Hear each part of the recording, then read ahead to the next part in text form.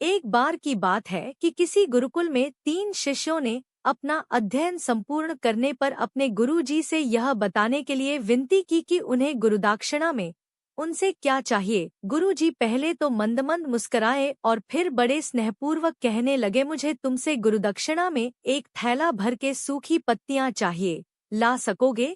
वे तीनों मन ही मन बहुत प्रसन्न हुए क्योंकि उन्हें लगा कि वे बड़ी आसानी से अपने गुरुजी की इच्छा पूरी कर सकेंगे।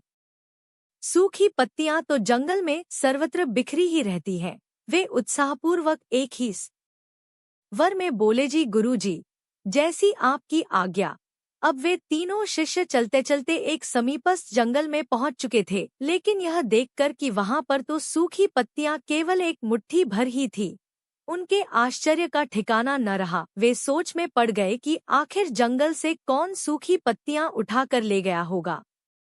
इतने में ही उन्हें दूर से आता हुआ कोई किसान दिखाई दिया। वे उसके पास पहुंचकर उससे विनम्रतापूर्वक याचना करने लगे कि वह उन्हें केवल एक थैला भर सूखी पत्तियां दे दे। अब उस किसान ने उनसे क्षमा याचना करते हुए उन्हें यह बताया कि वह उनकी मदद नहीं कर सकता क्योंकि उसने सूखी पत्तियों का ईंधन के रूप में पहले ही उपयोग कर लिया था। अब वे तीनों पास में ही बसे एक गांव की ओर इस आशा से बढ़ने लगे थे कि हो सकता है वहां उस गांव में उनकी कोई सहायता कर सके। वहां पहुंचकर उन्होंने जब एक व्यापारी को देखा तो बड़ी उम्मीद से उससे एक थैला भर सूखी पत्तियां देने के लिए प्रार्थना करने लगे, लेकिन उन्हें फिर से एक बार निराशा ही हाथ आई क्योंकि उस व्यापारी ने तो पहले ही कुछ पैसे कमाने के लिए सूखी पत्तियों के दोने बनाकर बेच दिए थे। लेकिन उस व्यापारी ने उदारता दिखाते हुए उन्हें एक बूढ़ी माँ का पता बताया जो सूखी पत्तियां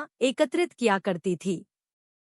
पर भाग्य ने यहाँ पर भी उनका साथ नहीं दिया क्योंकि वह बूढ़ी माँ तो उन पत्तियों को अलग अलग करके कई प्रकार की औषधियाँ बनाया करती थी।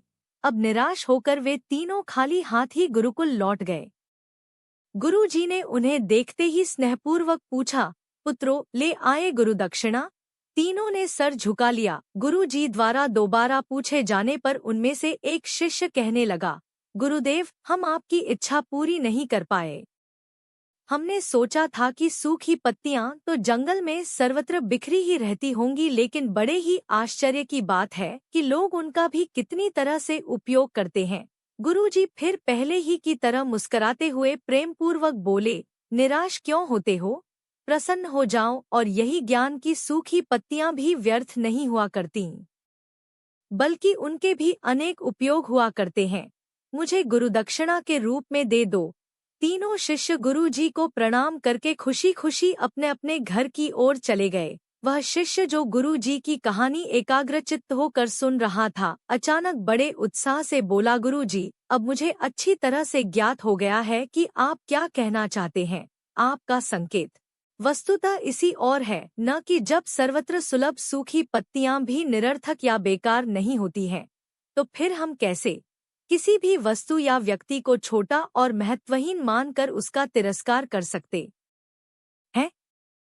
चींटी से लेकर हाथी तक और सुई से लेकर तलवार तक सभी का अपना अपना महत्व होता है। गुरुजी भी तुरंत ही बोले, हाँ पुत्र, मेरे कहने का भी यही तात्पर्य है कि हम जब भी किसी से मिले तो उसे यथायोग्य मान देने का भरसक प्रयास करें, ताकि आपस में स्नेह, सद्भावना, सहानुभूति एवं सहिष्णुता का विस्तार होता रहे और हमारा जीवन संघर्ष के बजाय उत्सव बन सके। दूसरे, यदि जीवन को एक खेल ही माना जाए तो बेहतर यही होगा कि हम निर्विक्षेप, स्वस्थ एवं शांत प्रतियोगिता में ही भाग लें और अपने निष्पादन तथा निर्माण को ऊंचाई के शिखर पर ले जाने का अथक प्रयास करें।